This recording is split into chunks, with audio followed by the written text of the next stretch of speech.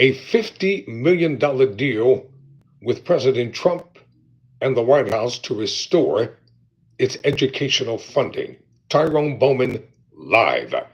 According to Bloomberg, Brown University has reached an agreement with President Donald Trump's administration to restore research funding, becoming the latest elite university to strike a deal in the White House's campaign to remake higher education.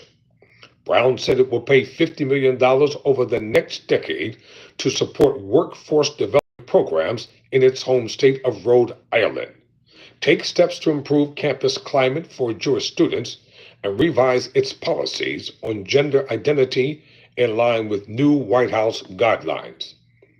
In exchange, the Trump administration agreed to unfreeze research funding and drop all open investigations into the university's compliance with anti-discrimination laws, with no finding of wrongdoing.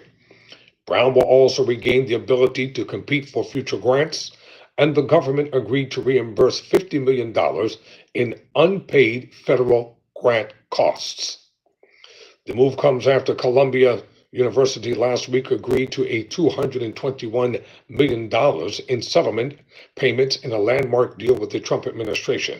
Columbia also made a series of commitments, including sharing more information with federal agencies about hiring and admissions decisions, restructuring how it oversees student protests, and tightening rules against disruptive or masked demonstrations.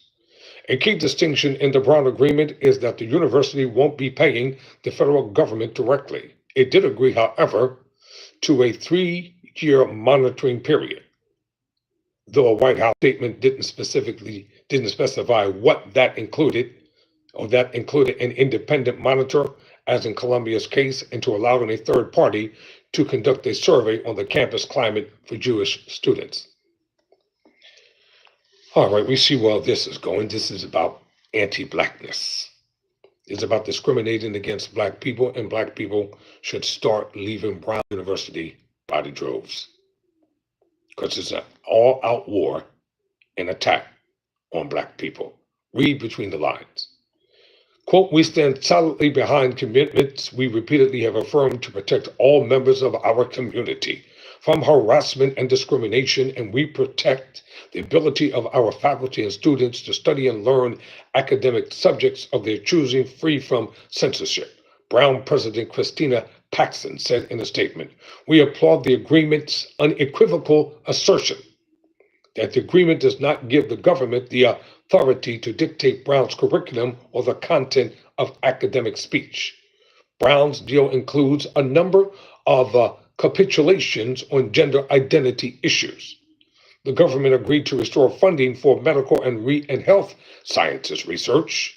Brown promised not to perform gender reassignment surgeries on minors or prescribe them puberty blockers or cross-sex hormones.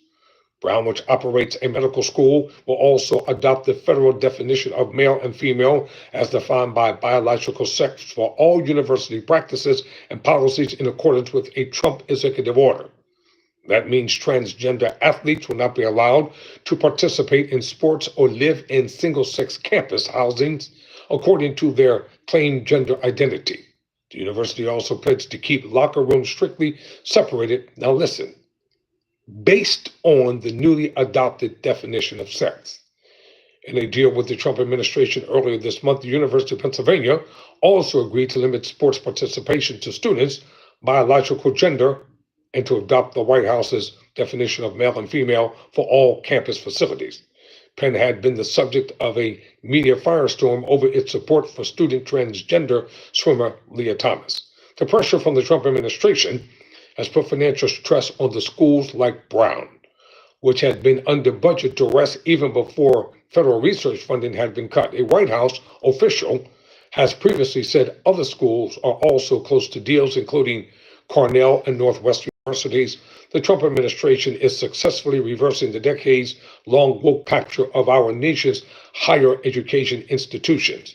Education Secretary Linda McMahon said in a statement, restoring our nation's higher education institutions to places dedicated to truth-seeking academic merit and civil debate, where all students can learn free from discrimination and harassment, will be a lasting legacy of the Trump administration, one that will benefit students in American societies for generations. The Trump administration for months has been hammering universities, especially Ivy League schools, over issues including anti Semitism on campus, discrimination in admissions, that means toward white people, and hiring academic rigor and a lack of viewpoint diversity. It means get rid of black folk. The government cut scientific funding across universities and froze grants from various federal agencies to specific schools such as Harvard University, Columbia, and Northwestern. Trump has also tried to curb international students from attending Harvard.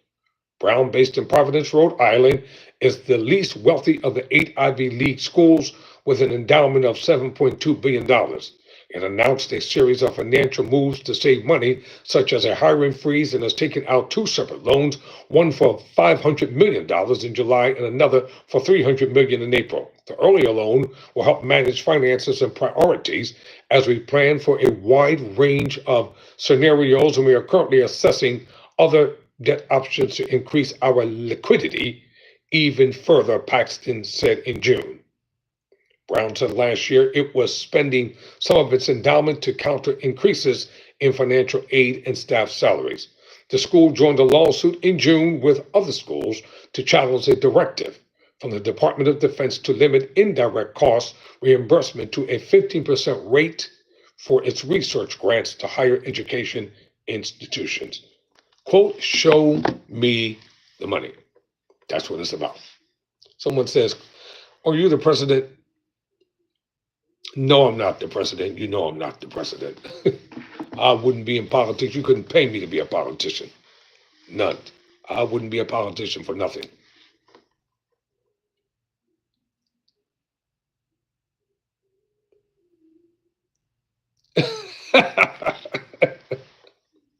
you know, I just gotta laugh at some of these statements coming up in here.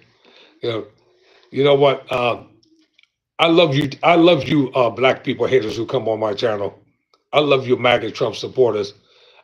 Listen. I love you just as much as you love me, and I hate you just as much as you hate me. How about that? Right back at you. hmm You want to talk about pedophilia? Keep on. I'll tell you something that really piss you off. Anything else you want to say in the comment section? Go ahead. I'm listening. You got 1 minute. Oh, you said you have no problem with black people. You troll everyone. All right, then. If you have no problem with black people, I have no problem with you. Actually, I don't have no problem with anybody. Seriously. I get along with everybody. Straight up. When I tell you I get along with folk, I get along with people. And just for the record, I have an Italian mother. Never surrender. Never quit.